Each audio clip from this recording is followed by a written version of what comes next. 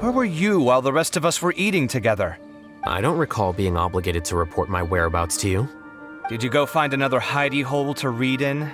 You need to change your ways, you know. You can't survive on books alone. Surviving on meals paid for by you would be harder still. You? Whatever. It doesn't take a genius to guess what you've been up to.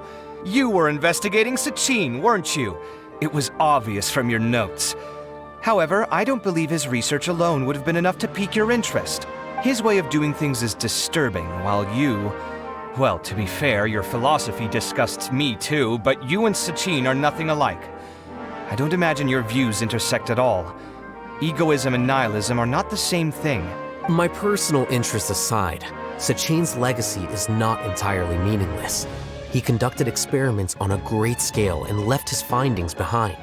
Also, thanks for the compliment, but I'm actually just passing through. I didn't come here for the conversation. Well, not this one at least. What do you mean? What topic of conversation could be more sacred among scholars than the exploration of differing philosophies? Well, based on what I've learned, Sachin and his disturbing way of doing things, as you put it, is very likely to have met your father 20 years ago. What did you say? Wait, so... No. Surely that doesn't mean... So that's why he thought I looked familiar.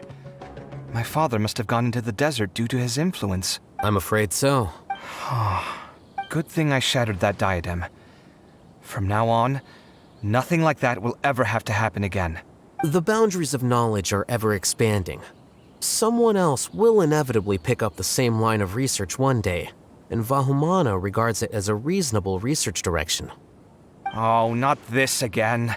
Even if you're right and people are bound to fall into the same intellectual traps, things won't necessarily go the same way again next time. You have to admit that the actions of one individual don't always predict the behavior of the group, and vice versa. Take Sachin, for instance. He's quite an anomaly. And so is the one who stopped him. You. Conflicts of this nature are indeed exceptional, but it will occur again in the future. You said it yourself. The actions of one individual cannot predict the behavior of a whole group. You know that not everyone would have chosen as you did. Even so, I stand by my views. You can forget about trying to convince me. That's fine. We've been arguing over this for years, and I don't hold any hope of you understanding. The issue we're debating has long since moved on from who's right and who's wrong. Thanks for letting me know all this. What? I said, thanks for letting me know. Hey, stop acting like you didn't hear me. You're doing this on purpose, aren't you?